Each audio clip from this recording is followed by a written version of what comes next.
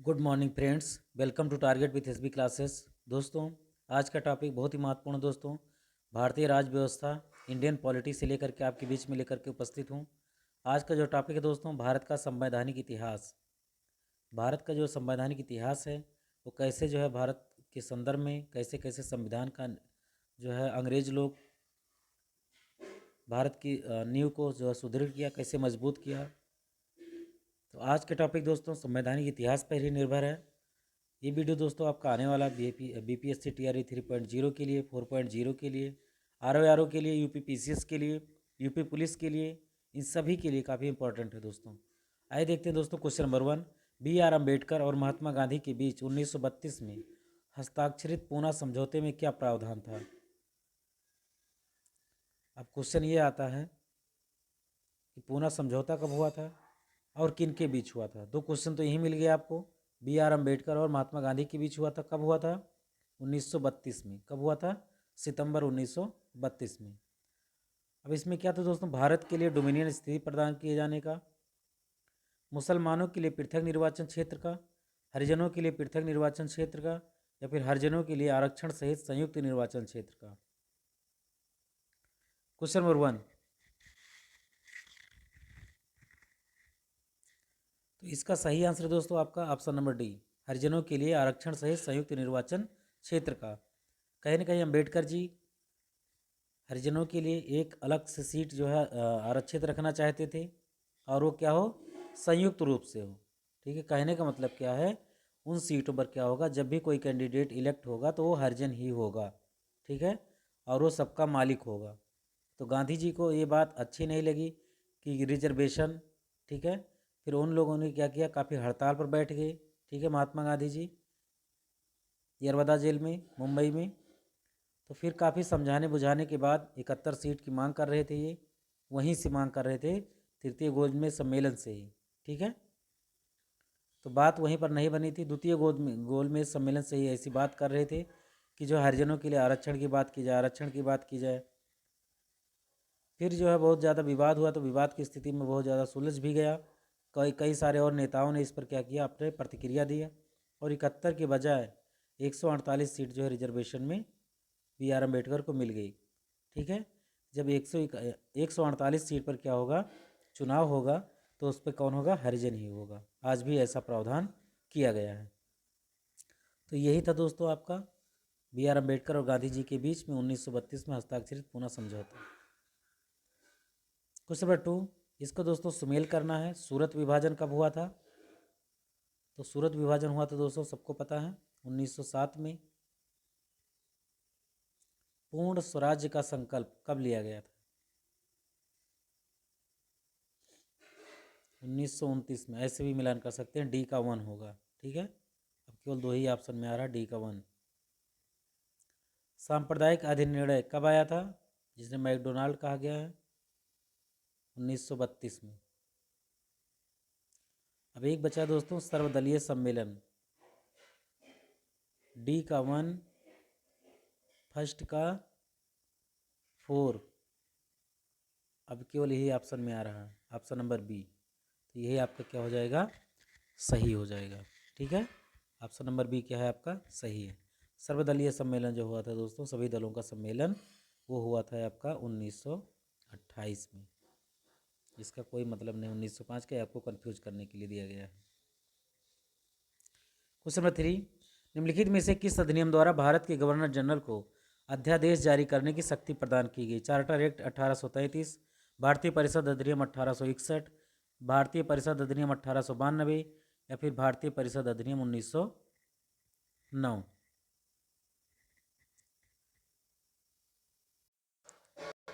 तो इसका सही आंसर दोस्तों आपका भारत परिषद अधिनियम 1861। ठीक है, कौन सा सही है? भारत परिषद अधिनियम 1861। इसमें और दोस्तों क्या प्रावधान किया गया था? गवर्नर जनरल की कार्यकारिणी परिषद का विस्तार किया गया था, और गवर्नर जनरल पहली बार अध्यादेश तो ये हो ही गया आपका 6 महीने होती थी। ठीक है, अध्यादेश जारी करने की अवधि कितनी होती थी? 6 महीने होती थी। ठीक है, अब आया आपका भारत परिषद अधिनियम 1892। तो ये क्या था दोस्तों आपका भारत परिषद अधिनियम 1892। इसमें जो है आपकी अप्रत्यक्ष चुनाव प्रणाली की शुरुआत हुई थी। और यहाँ पर सबसे बड़ी बात है कि बजट की जो है मंशा जो है उजागर हुई थी। इसके द्वारा राजस्व एवं व्यय अथवा बजट पर बहस करने और कार्यकारिणी से प्रश्न पूछने की शक्ति प्रदान की गई थी। तो ये सबसे बहुत महत्वपूर्ण है दोस्तों ये आपका, जिसमें बजट पर बहस करने के लिए कार्यकारिणी से प्रश्न पूछने की शक्ति इस पर दी गई थी। ठीक है। 1909 क्या था दोस्तों आपका, 1909 में क्या था आपका, जो आपका मुस्लिम के लिए पहली बार क्या हुआ, पृथक जो है चुनाव की व्यवस्था की गई थी इसी में। ठीक है, पृथक निर्वाचन की व्यवस्था की गई थी लॉर्ड मिंटो के द्वारा। केंद्रीय और प्रांतीय विधान परिषदों को पहली बार बजट पर वाद विवाद, अब यहाँ पे केंद्रीय और सेंट्रल और प्रांत दोनों में ही क्या हुआ, विधान परिषदों को पहली बार बजट करने पर वाद विवाद प्रदान किया गया था। सार्वजनिक हित के विषयों पर प्रस्ताव पेश कर किए जा सकते हैं, पूरक प्रश्न पूछे जा सकते हैं और मत देने का अधिकार। ठीक है, ये सब किस में था, 1909 में था। तो ये भी काफ़ी इम्पोर्टेंट है। 1833 क्या था दोस्तों, 1833 में ये कहा गया था बंगाल के गवर्नर जनरल को भारत का गवर्नर जनरल माना जाएगा। और कोई भी परामर्श लेना है, ठीक है, जुडिशली, तो गवर्नर जनरल की परिषद में विधि सदस्य के रूप में एक सदस्य यानी कि चौथे सदस्य को भी शामिल किया गया था। दास प्रथा को विधि के विरुद्ध घोषित किया गया और 1843 ईस्वी में उसका उन्मूलन किया गया। और किसी भी व्यक्ति को चाहे धर्म हो, जन्मस्थान हो, मूल वंश या रंग के आधार पर अयोग्य नहीं ठहराया जा सकता। ठीक है, ये भी पहली बार प्रावधान किया गया 1833। ठीक है, बहुत ही अच्छा एक्ट था ये आपका। तो ये था दोस्तों आपका।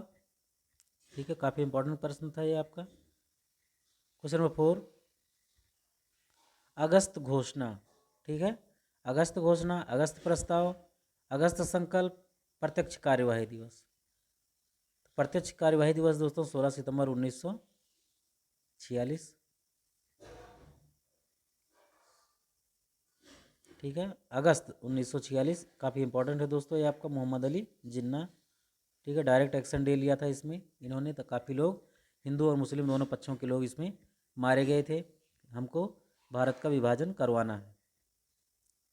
ठीक है, डी का आपका कौन सा सही है, 3। ठीक है, अब आपको ऐसे ही पकड़ना है, डी का क्या सही है, 3। केवल एक ऑप्शन में सोच सकते हैं आप कि आपका आंसर कितना आसान होगा। यानी कि अगस्त घोषणा किससे संबंधित है, मॉन्टेग्यू से। अगस्त प्रस्ताव लॉर्ड लिनलिथगो से। अगस्त संकल्प महात्मा गांधी से। ठीक है, ये आपका आंसर हो गया। क्वेश्चन 5, रेगुलेटिंग एक्ट कब पारित किया गया था, 1773 में, 1771 में, 1785 में या फिर 1793 में। क्वेश्चन नंबर 5,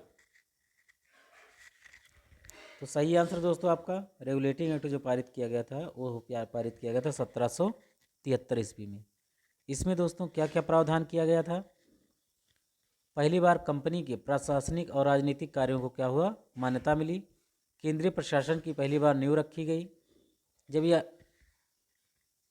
1757 और 1764 का जब युद्ध जीत लिया गया दोस्तों, तो कई बार जो है अंग्रेजों ने क्या किया, संविधान के विकास की एक प्रक्रिया पेश किया। ठीक है, कभी ये एक्ट, कभी वो चार्टर एक्ट, इसी से क्या हुआ, भारतीय संविधान का विकास हुआ। गवर्नर जनरल को पहली बार, जो बंगाल के गवर्नर जनरल थे, वो गवर्नर जनरल का नाम दे दिया गया। ठीक है, बंगाल के गवर्नर को बंगाल का गवर्नर जनरल का नाम दिया गया और मुंबई और मद्रास को गवर्नर को इसके अधीन किया गया। प्रथम गवर्नर जनरल कौन थे दोस्तों, वारेन हेस्टिंग्स थे। कौन थे, वारेन हेस्टिंग्स। और इसी के द्वारा क्या हुआ दोस्तों, एक उच्चतम न्यायालय की स्थापना किया गया था 1774 में। ठीक है, सर एलिजा इम्पे, ठीक है, ये भारत के प्रथम मुख्य न्यायाधीश थे। और इसमें दोस्तों एक प्रावधान किया गया था, ब्रिटिश सरकार को बोर्ड ऑफ डायरेक्टर्स यानी कि कंपनी पर नियंत्रण रखने के लिए सशक्त हो गए। ठीक है, और क्या हुआ, बोर्ड ऑफ डायरेक्टर्स व्यापारिक मामलों के लिए, बोर्ड ऑफ कंट्रोलर राजनीतिक मामलों के लिए। ये वो आपका 1784 में हुआ था दोस्तों। इसमें जो हुआ था आपका बोर्ड ऑफ डायरेक्टर्स। ठीक है, इसी के माध्यम से कंपनी पर नियंत्रण होता था। क्वेश्चन नंबर 6, भारत के गवर्नर जनरल को किस एक्ट के द्वारा अपनी समिति के निर्णय को अस्वीकार करने का अधिकार मिला? यानी कि कौन सा ऐसा एक्ट था जिसके द्वारा अपनी समिति की जो निर्णय है, ठीक है, वो मान भी सकता है और नहीं भी मान सकता, सीधा सीधा मना कर सकता कि हम आपका कहना नहीं मानेंगे। तो सही आंसर दोस्तों आपका 1786 का अमेंडमेंट एक्ट। ठीक है, अमेंडमेंट एक्ट का मतलब क्या है? एक सुधार एक्ट था ये। क्वेश्चन नंबर 7, महारानी विक्टोरिया को भारत की सम्राज्ञी नियुक्त किया गया कब? 1885 में, 1785 में, 1866 में या फिर 1858 में? तो सही आंसर दोस्तों आपका 1858 ईस्वी में, जब 1857 की क्रांति हुई उस समय जो है ब्रिटिश प्रशासन का भी तिलमिला गया था। ठीक है, फिर पूरे भारत की जो है सम्राज्ञी, यानी कि पूरे भारत का, अभी थोड़ा लेडीज़ थी तो सम्राट नहीं कहा जा सकता है, सम्राज्ञी ही कहा गया, तो इन्हीं को घोषित किया गया था। ठीक है, कि अब इन्हीं का नियंत्रण रहेगा। अब ये गवर्नर जनरल ये सब वायसराय जो है, हाँ, गवर्नर जनरल का पद बदल करके क्या गया था, वायसराय कर दिया गया था। आई होप दोस्तों इस बात को आप समझ गए होंगे। क्वेश्चन नंबर 8, सम्राज्ञी विक्टोरिया ने 1858 की घोषणा में भारतीयों को बहुत सी चीज़ें दिए जाने का आश्वासन किया था। ठीक है, तो कौन कौन से आश्वासन दिए थे और उसमें कौन से पूरा किए थे, तो ये क्वेश्चन पूछ रहा था।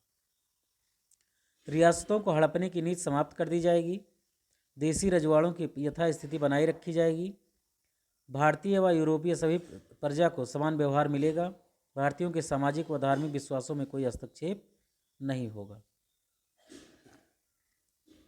क्वेश्चन नंबर 8, तो इसका सही आंसर दोस्तों आपका ऑप्शन नंबर बी, देसी रजवाड़ों की यथास्थिति बनाई रखी जाएगी। यानी कि जो देसी राजा लोग थे, उनकी स्थिति जैसी थी वैसी ही बनी रहेगी, इसका कोई भी विलय नहीं किया जाएगा। और इसी विलय के चक्कर में ही क्या हुआ था, डॉक्ट्रिन ऑफ लेप्से 1856, लॉर्ड डलहौजी, व्यपगत का सिद्धांत, राज्य हड़प की नीति किसने लागू किया था? डलहौजी ने।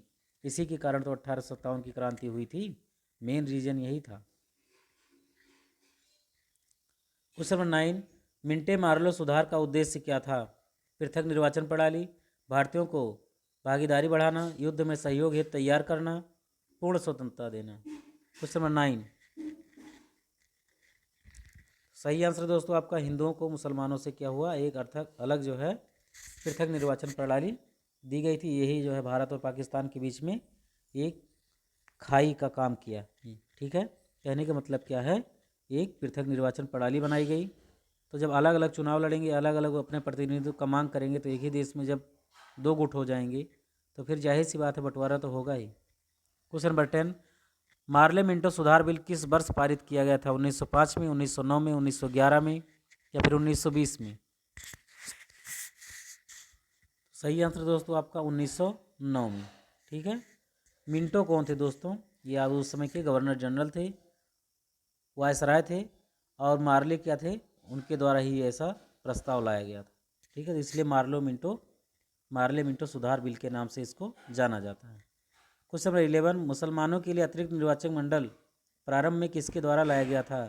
क्रिप्स मिशन 1942, मार्ले मिंटो सुधार अधिनियम 1909, मॉन्टेग्यू चेम्सफोर्ड सुधार 1919 या फिर भारत सरकार अधिनियम 1935। तो अभी हमने डिस्कस किया दोस्तों ऊपर। क्वेश्चन नंबर 12, 1909 के इंडियन काउंसिल एक्ट में किस बात की व्यवस्था की गई थी? द्वैध शासन प्रणाली, सांप्रदायिक प्रतिनिधित्व, संघीय व्यवस्था या फिर प्रांतीय व्यवस्था? तो सही आंसर दोस्तों आपका संघीय व्यवस्था। कौन सा सही है आपका? ऑप्शन नंबर नहीं, ये आपका सांप्रदायिक प्रतिनिधित्व। सांप्रदायिक का मतलब क्या है? दो अलग अलग गुटों में क्या कर दिया जाना, विभाजित किया जाना, हिंदू और मुसलमानों के बीच में। ठीक है, आपका ऑप्शन नंबर बी सही है। और इसमें दोस्तों क्या कहा गया था?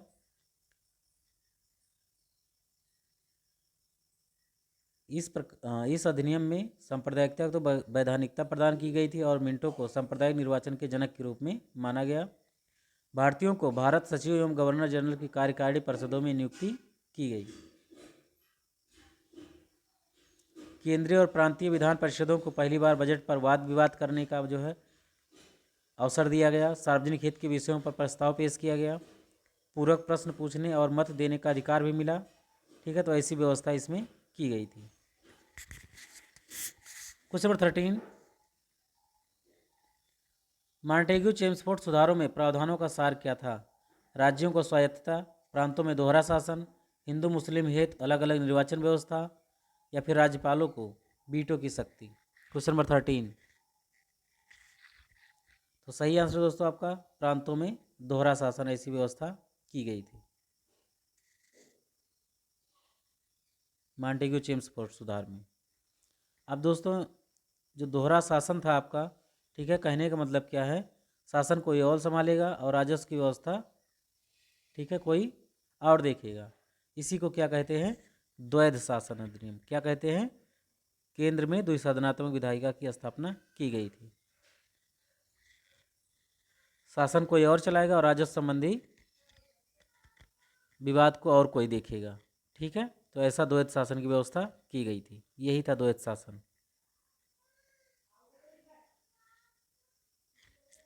क्वेश्चन नंबर 14, 1946 का कैबिनेट मिशन 3 मंत्रियों से गठित था, उनमें से कौन इसका सदस्य नहीं था?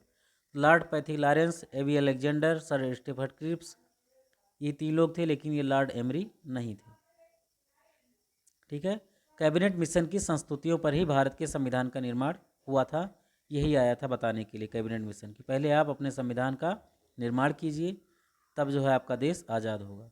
क्वेश्चन नंबर 15, कैबिनेट मिशन योजना के विषय में कौन सा सही नहीं है? प्रांतीय समूहीकरण, प्रोविंशियल ग्रुपिंग, भारतीय सदस्यों वाला अंतरिम मंत्रिमंडल, पाकिस्तान की स्वीकृति, या फिर संविधान निर्माण का अधिकार। क्वेश्चन नंबर 15,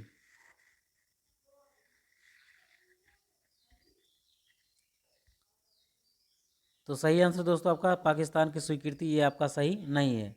ठीक है, प्रांतियों को क्या कहा? समूहीकरण का मतलब क्या है कि आपके जितने भी प्रांत हो उसका एक संघ होगा। ठीक है, भारतीय सदस्यों वाला क्या होगा? एक अंतरिम मंत्रिमंडल बनाया जाए और संविधान निर्माण का अधिकार प्रदान किया जाएगा। लेकिन जो कैबिनेट मिशन आया था वो पाकिस्तान की स्वीकृति देने के लिए नहीं आया था वो। ठीक है, क्वेश्चन नंबर 16, भारत का संविधान लागू होने तक स्वतंत्रता के बाद इसका शासन किसके अंतर्गत चलाया गया? भारतीय नेताओं के परामर्श से बने कानून के द्वारा, इंग्लैंड के संविधान के द्वारा, या फिर 1935 के भारत सरकार अधिनियम के द्वारा, या फिर उपयुक्त में से कोई नहीं। दोस्तों ये भारत सरकार अधिनियम 1935 के द्वारा जो है इसका शासन का संचालन होता था। इसमें जो प्रावधान किया गया था, यानी कि एक भारतीय संघ होगा, प्रांतों को स्वायत्तता दी जाएगी, केंद्र में द्वैध शासन की व्यवस्था की जाएगी। पहले क्या था? प्रांतों में था, लेकिन अब केंद्र में जो है द्वैध शासन की व्यवस्था किया गया। 1935 के अनुच्छेद में 321 अनुच्छेद थे और 10 अनुसूचियाँ थी।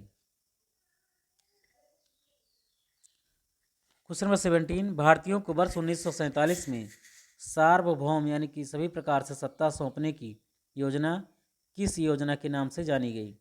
डूरंड योजना, मिंटो मार्ले योजना, माउंटबेटन योजना, या फिर बेबल योजना। क्वेश्चन नंबर 17, ये था दोस्तों माउंटबेटन योजना। इसी के तहत क्या हुआ था? भारत और पाकिस्तान का विभाजन हुआ था।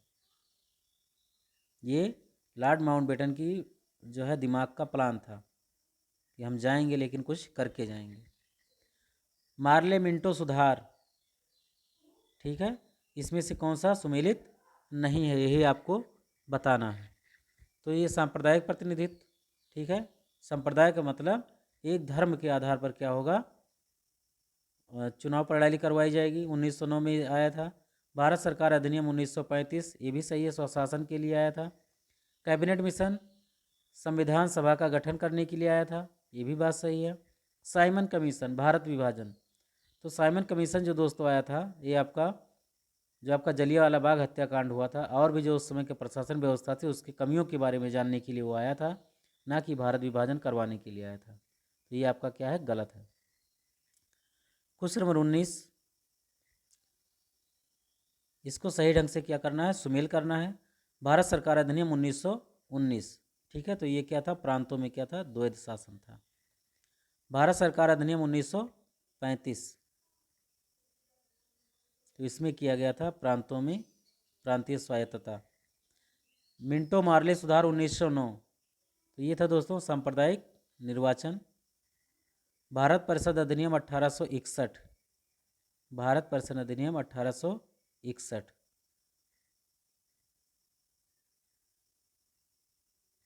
ये था दोस्तों आपका भारत परिषद अधिनियम 1961 जो था आपका।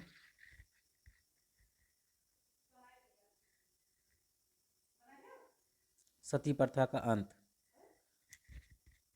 अधिनियम 1858 जो आया था आपका दोस्तों, ये आया था ब्रिटिश शासन जो है सख्ती में आ गया था, यानी कि जो वो आपका गवर्नर जनरल थे वो सीधे क्या हो गए, वायसराय बन गए, और महारानी विक्टोरिया को पूरे भारत की सम्राज्ञी घोषित किया गया था, पूरे भारत की महारानी घोषित किया गया था, ब्रिटिश शासन शक्ति में आया था। तो इस प्रकार आपका पहले का सही है तीसरा, तो केवल एक ही ऑप्शन में मिल रहा है। दूसरे का पहला, ठीक है, केवल एक ही ऑप्शन मिल रहा है, ऑप्शन नंबर बी, यही आपका क्या है, सही। क्वेश्चन नंबर 20, अखिल भारतीय महासंघ स्थापित करने का प्रावधान शामिल किया गया था कब? भारत सरकार अधिनियम 1935 में, अगस्त प्रस्ताव 1940 में, भारत सरकार अधिनियम 1919 में, या फिर कैबिनेट मिशन प्रस्ताव 1946 में। Question number 20,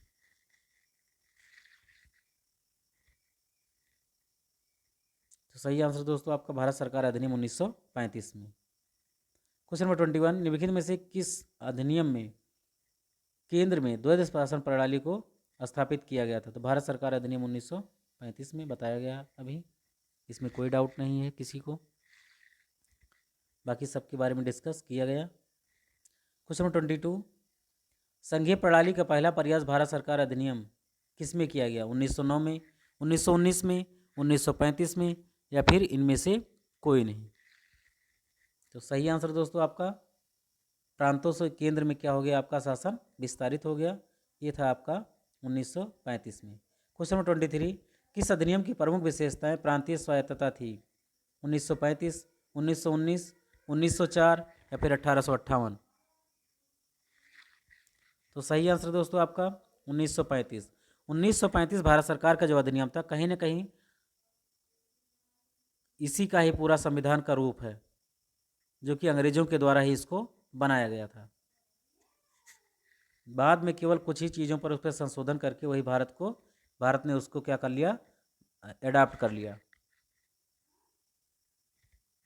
question number 24, Bharat में सचिव का पद किसके द्वारा निर्मित किया गया था? मार्ले मिंटो सुधार 1909, भारत सरकार अधिनियम 1858, भारत परिषद अधिनियम 1861, या फिर मॉन्टेग्यू चेम्सफोर्ड सुधार? 24,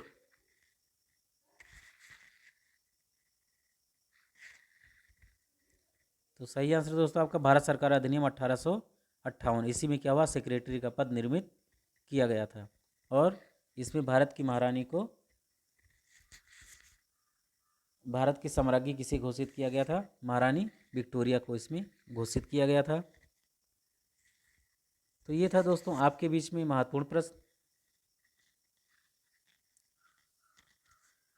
उम्मीद करते हैं दोस्तों आपको ये पसंद आया होगा। मिलते हैं दोस्तों नेक्स्ट वीडियो बहुत जल्द। Thanks for watching. जय हिंद।